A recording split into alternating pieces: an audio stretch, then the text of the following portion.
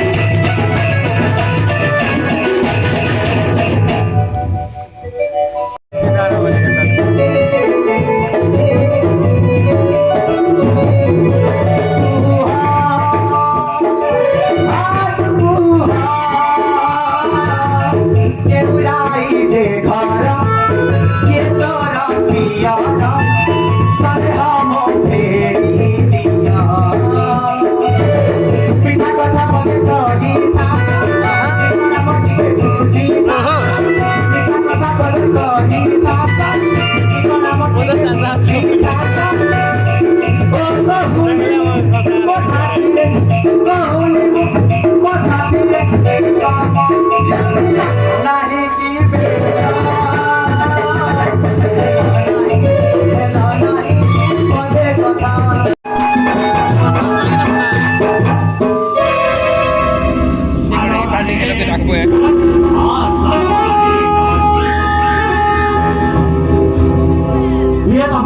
तुम्हें मत नमस्कार कर लज्जित कलना तुमको पाइबा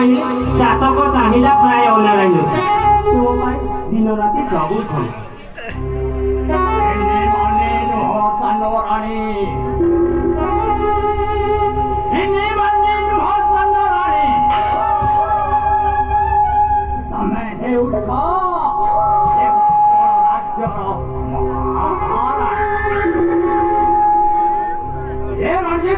सिंह दिवा पर्यंत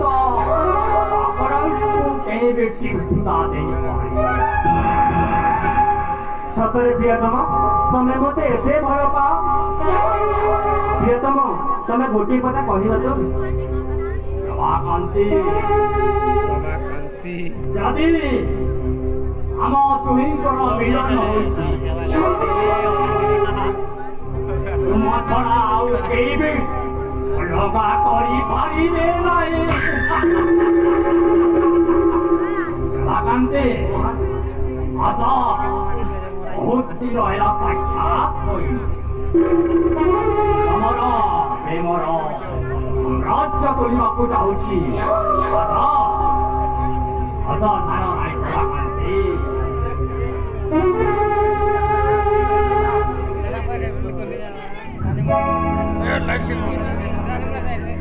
गाना बगाना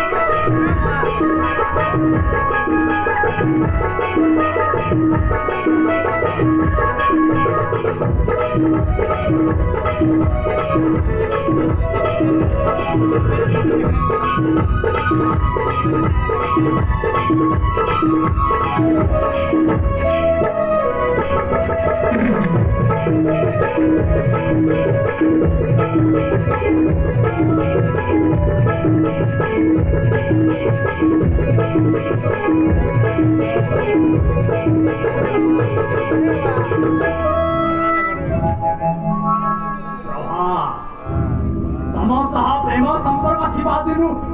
मते मते मते आद्य जीवात एले मु कोन कइली मत कोन आइन रे सिपुली रे बंधा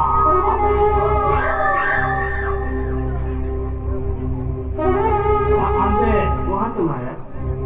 अति सुंदर रास्ता परे बुद्धि विद्या को प्रशंसा करने हेले आमे तुहे षड्यंत्र करी एमिति अवस्था करिबी टना खणा करदर କଥା ए बुढ़ा राजा रा पुआ प्रदीप ओ बोले बहुत फोटो मारुची नाही तोर परित्राण मोहन हसर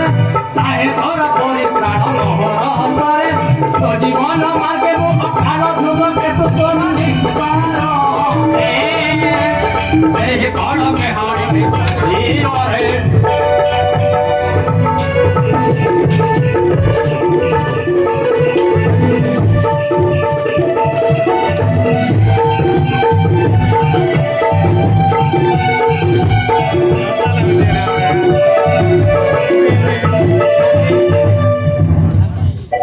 बड़ी बड़ी कथा कहू हाथ रचाण बड़ी बड़ी कथा कहू व्यास बजाण